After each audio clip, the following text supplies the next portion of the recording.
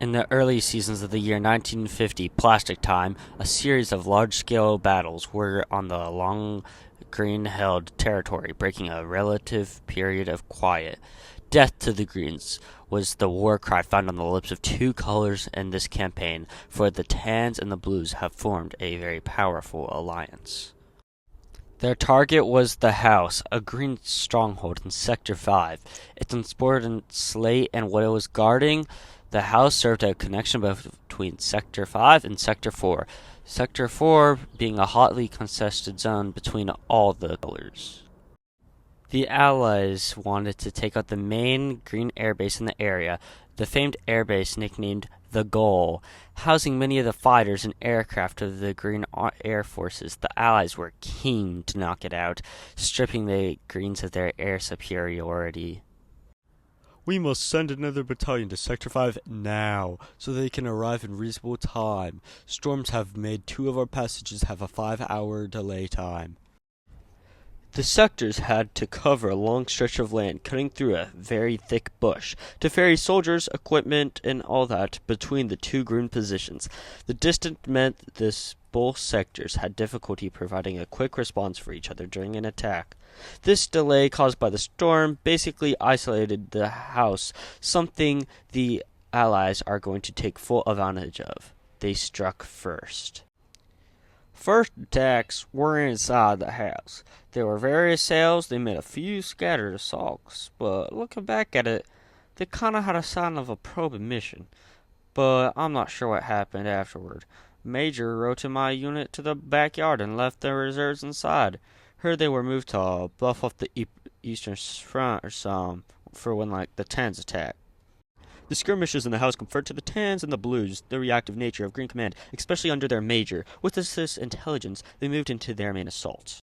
What we have here is a tough nut to crack. The Pukes almost have complete fire control on the house, with most of the major fire positions in their hands. This includes the mini artillery nests, high-rise locations to position snipers and other things, and infantry of course the main point of their airbase. This location we shall avoid altogether, Command realizing it is too costly to be strategically worth the risk.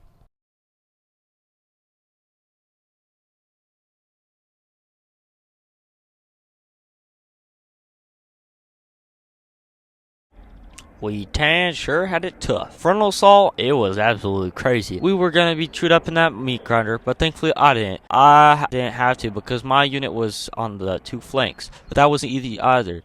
Snipers had 5 pickings from their nest. It wasn't a very smart assault. The Tans didn't have the strength nor the numbers to push through. It was all a lie. The Greens eventually made their move, but they were cooked because of the pre-prepared positions they had to go after. Now, pictured here are those who stopped to show off the spoils of war, but it was all a ploy. They have sent their reserves after my troops, and they are currently giving chase. We are moving now. Don't worry, we'll send another 2 companies to help with you. You will figure it out. Thank you. Use your own resources. Their lines are now paper thin. You can take them out easy. Understandable. The Tans successfully lured them away. Gray forces moved in quickly to try delivering the killing blow, but the Green Major hastily made a counterattack. Although we were doing well, I think there's one thing we did amazing. Our machine gun teams, those destroyed anything and everything that crossed their path. And with that distraction, they moved in the artillery. Now, when they got all of them in place, they unleashed a deadly barrage onto Green lines, disturbing them for many and many days.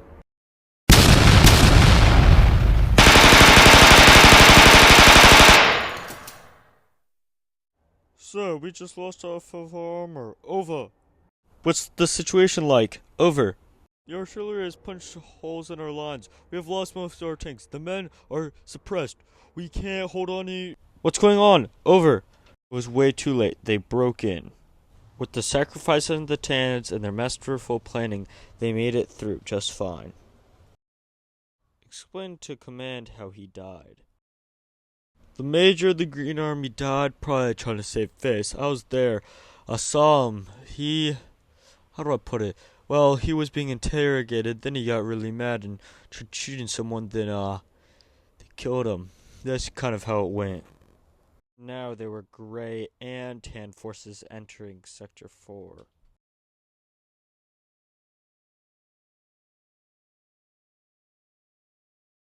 Attention! I have bad news for all. We cannot hold on much longer here. We are going to leave soon. The major left me in charge right before he died. I was the first one he picked.